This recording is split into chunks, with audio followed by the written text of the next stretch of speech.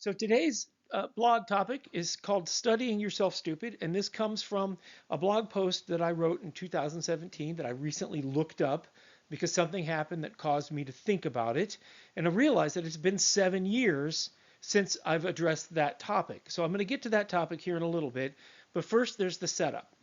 When people come to this walk, to this way of the faith that we call first century Christianity here. Some people call it the way, some call it Hebrew roots, some call it Messianic, some call it Church of God. When you get into this, it's normally because you have been taught one way. You've taught the Sunday Christian system, and there's four pillars of that system, and you ultimately challenge one of the four pillars, and you find out it's not there, and that causes you to challenge other things. Now, maybe you were challenging something else in the Bible. You've heard things in church that you're like, you never really got a good explanation for it. It never really made sense to you, but you just shrugged and went on because everybody was doing it. And then there's some life instance that causes you to challenge what you've always held to be true, and you find out that not only is it not true, the opposite is true.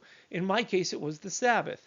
I was raised a Sunday Christian in the Roman Catholic Church and never questioned it. Everybody went, every church, whether it was Catholic or Protestant or whatever, went to church on Sunday, and that was the day.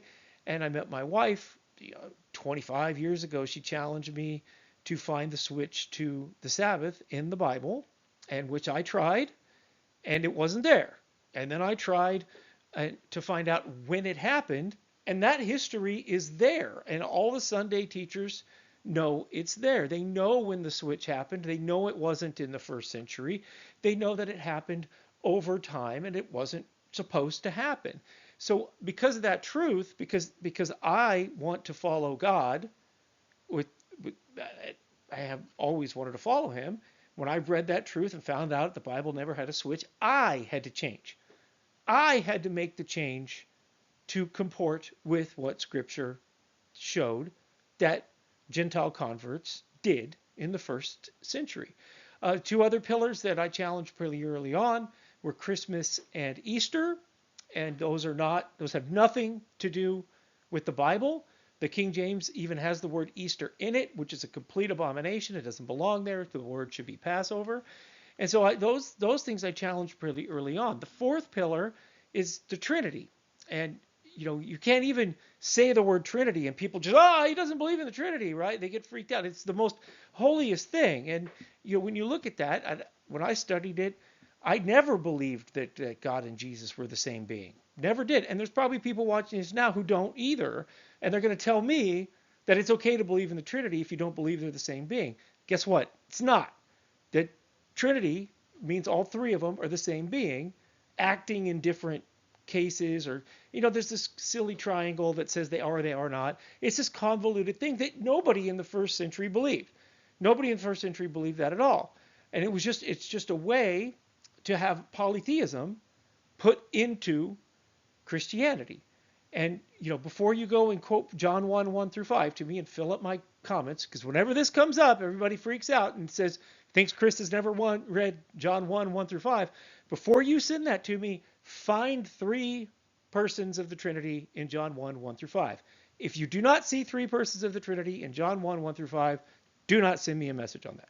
Okay? Just keep looking at John 1, 1 through 5 until you see the third person. So enough about that, because every time that comes up, that becomes the entire discussion. That's not what the discussion is today. Today's discussion is about studying yourself stupid. Because what we know about the first century converts is that they stopped keeping pagan holidays and started to keep Yahweh's holidays. They did not continue to keep Sunday. Sunday was a holy day in the first century, Deus Solis, the day of the invincible sun. It was a day for people who worship the sun to have a day off. That's why it became a pseudo Sabbath, because the empire was already doing it. And so there was a transition to force people to stop obeying the fourth commandment and to obey a different commandment. Christmas existed in the first century as a thing called Saturnalia, and Easter is an abomination. I think I've already mentioned this. I'm probably repeating myself, but this information needs to be reinforced and reinforced, because when you first come to this, those four things are very shocking. For me, it was just three things, And that's what we're supposed to do, is learn the truth and tell people to come to the faith once delivered to the saints, which has very specific parameters and behaviors. Um, the first century believers did not rename their pagan gods into something Christian-esque. That happened over time. They said, oh, well, we've got all these idols all over the place. What are we going to do with them? Apollo becomes Peter. The queen of heaven, Ishtar, becomes Mary. And all of these things happen over time. And if you and these people who are in the Sunday systems actually know the history of it. I'm not telling you anything that's not widely known. Even the Encyclopedia Britannica knows these things as well. So what happened is, in this blog post from 2017, is that in that time period there were a lot of very strange teachings coming into this movement. And what happened is that people learned the truth of the four things, right? And then you get addicted to learning. You get addicted to sensational knowledge because it's shocking information to find out that what you've been taught forever is true. And then some people would come away from that everything's a lie, and there's a conspiracy around every corner, and so we were just dealing with all of these very strange teachings. Paleo Hebrew, the idea that you could take a Hebrew letter and turn it into its pictogram, and then a word that has nothing to do with what you're talking about can now mean any type of thing, right? Oh, this word turns into a house, and that word turns into a nail, and that word turns into a serpent. So now you can see the house is chasing the serpent, and people were just giving these messages that had nothing to do with anything. And the reality of pictographic Hebrew is it's real, and there were pictograms in Hebrew, but they didn't equate to 21st century myths. They just represented sounds. Written languages started with hieroglyphs. That's all it means. And then there's another one called Whitefire, where the Jews have a doctrine called Whitefire, where they believe that there's meaning to the spaces between the letters of a Torah, because the spacing's not always regular because it's written with pens. I mean, that's just silly. It's just a silly thing to even believe in. There are strange calendars, there are strange pronunciations, and then we get into alternative histories. And now we're 7 years later. And 7 years later, and those things seem to have overcome the rest, the real message. And I'll tell you a story. After the 2017 blog post, because that represented me playing whack-a-mole. We'd go off to Sukkot and come back, and I'm studying up on some strange thing because maybe it's somebody I respected was teaching it, and I was like, well, maybe I'm wrong, maybe it's true.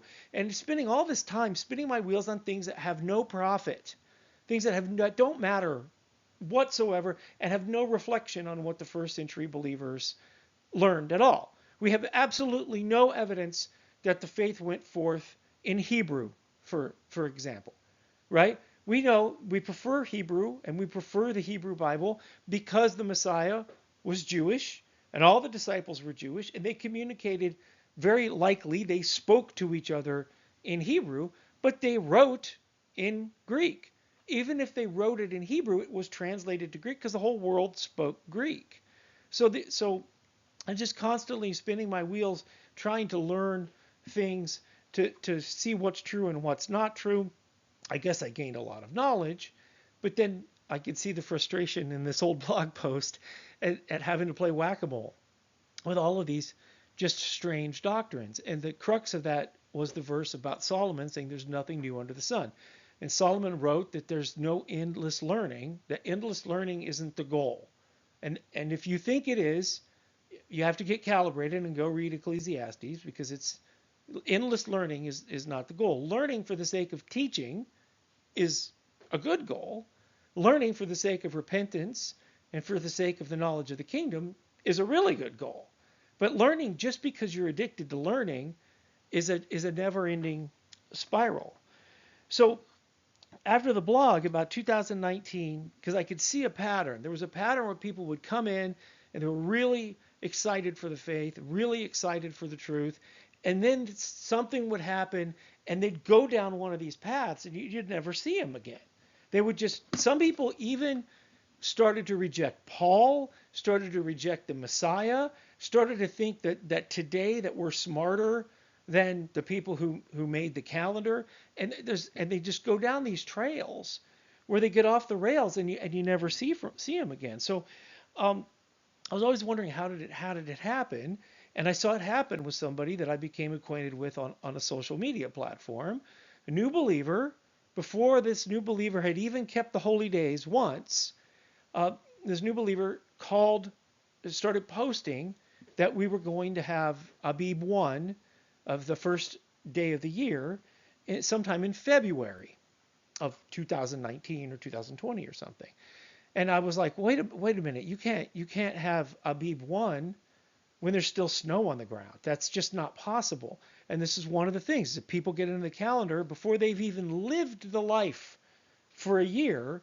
They start thinking that they can decide the Hebrew calendar, which is based on agriculture and solar. And so I knew that this person was going to go down this path. So before they left, I contacted them one on one. I said, how did this happen? Where did you learn this information that you can have a new year, you can have the first month before we've even had a 12th month? And it turns out that they started watching good videos on YouTube of, of things that we believe, but YouTube can't tell the difference between us and the zany version of us. And so YouTube was recommending videos, and this person got hooked up with somebody who sounded really religion and found some sprig of barley in Israel in February, and they called the new moon. Well, it doesn't work that way. You don't even look for the new barley until you've had the 12th month. You could either have 12 months or you could have 13 months. You cannot have a year that doesn't finish, regardless of the barley. There are years that will correct if you do it by sight or if you follow the calculated calendar. There are correction years that happen periodically. And so that was my answer. That's why all of this stuff happened, is because of the sensationalism. Because people gravitate to the sensational stuff. This isn't just happening in our religious lives. If you look around the internet, it's all over the place with people just believing the strangest things. Like this flat Earth business has crossed over from our way into people who believe that we never went to the moon and that the planet is a disk and covered with glass, that we've never left. But that's not true. The planet is a ball, and we have gone to the moon, and Elon Musk's seems to be launching rockets into outer space on a weekly basis. And so the world is actually losing its marbles because the internet and because of sensationalism.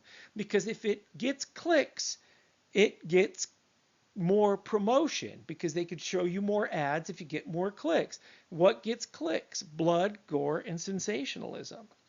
So I can so that was the answer. That was the answer to the question. It's like, how does this keep happening? How do these new people who come into the faith and they come in as babes, and the next thing you know, they're just off on all these strange things? But now we're 7 years away from that. Now, I'm just talking from my perspective. Perhaps you saw this earlier than me, or perhaps you're seeing this later than me. But now we're 7 years from that, and there's a really big problem, because when we start using the names and we start using the Torah to try to evangelize, people hear the name Yeshua and they associate that with crazy doctrines. They hear the name Yahweh and they associate that with crazy doctrines. They hear that you're Torah observant, and then the next question is, you still believe the planet's round, right? And so we have been, the ability for us to preach the gospel has been greatly harmed by all of this sensational stuff. So I can't stress enough to you that the only cure that I know for this is to not watch videos, which is ironic because here's a guy making a video, is to read a Bible from cover to cover, particularly the NASB, a very literal, very scholarly Bible. Read that from Genesis to Revelation before you go off trying to study stuff out, because that's what I did.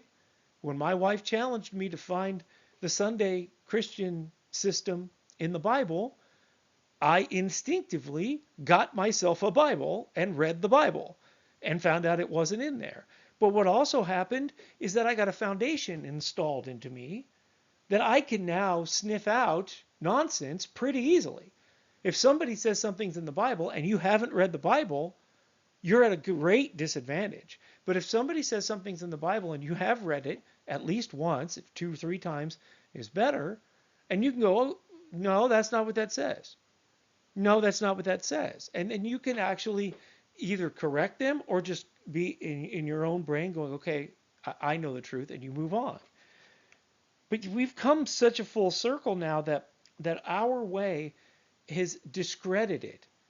And this is a problem if you believe that Yahweh's name is holy, Yod-Heh-Vav-Heh, and we represent Yahweh, and now we can't represent him because we have brought shame to his name by teaching things that are not true. And I say we because we are part of a community. If the Torah observant, Messianic, Church of God, whatever you want to call it, we are associated with each other because we all keep the commandments and have the faith in Jesus. We all love God and we all love Jesus and we live the way that Jesus lived. So we are going to look the same and we're going to sound the same and we are in community. And so we have to be very careful with how we teach and what we present as facts.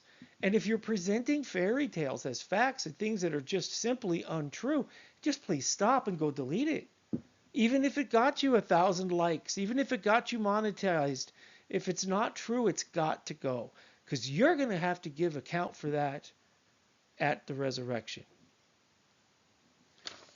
You know, the whole world has gone clinically insane. The whole world has simply lost it. I was at the airport yesterday and I went to use the men's room and found out there wasn't a men's room available. There was only a unisex bathroom that men and women were expected to use simultaneously. Now, you don't need a Bible to figure this out. No society on earth has ever operated bathhouses and bathrooms in a unisex fashion. Never happened until this crazy society we live in today. So it's not just us. The world is losing its collective mind. This is part of prophecy, and this is part of a psychological operation that was launched against us back when the Soviet Union existed. But now with the information age, it's so easy to introduce craziness into your Twitter feed, into your email, into your Facebook feed, TikTok, whatever. TikTok's even directly tied into one of our adversaries. It's so easy to introduce falsehood that we're walking around not knowing which end is up. At the bathroom, at the airport, for all genders to use at the same time. And it's the only one in a long way, so they're forcing us to do it. So we can't really affect the world, but we can reflect and affect our relationship with God, with his Son, and in our congregations and in our online presence. We can teach truth there. We can be disciplined there. We can focus on the pillars of real Christianity, which is in the tagline here at the screen. Here is the perseverance of the saints who keep the commandments of Yahweh and their faith in Yeshua. Keeping the Torah and believing in Yeshua is what the first century Christians did. That's why we do what we do, because we're part of the remnant. And that's supposed to be our message. That's supposed to be what we're teaching people. Not ancient alphabets and not strange astronomy, not strange calendars. We are supposed to teach people that the first century Christians adopted the Torah and believed that Jesus was the Messiah, and that is the recipe for salvation. You repent, you accept Jesus as the Son of God, you get baptized, and then you start learning the commandments, and you live the rest of your life as peaceful as you possibly can, representing the God of Abraham, of Isaac, and of Jacob. And that's where I'm going to leave it here today. Take a lot of care what you put in your brain. Take greater care what you put in your kids' brains. And start with a real biblical foundation, with real truth in your own language. You do not have to learn Hebrew or Greek. You can do it in English. Read the Bible. Get close to Yahweh. Get close to His Son. And stay away from the strange stuff. Don't fall for that temptation to study yourself stupid. Have a blessed rest of your week, and talk to you on Shabbat.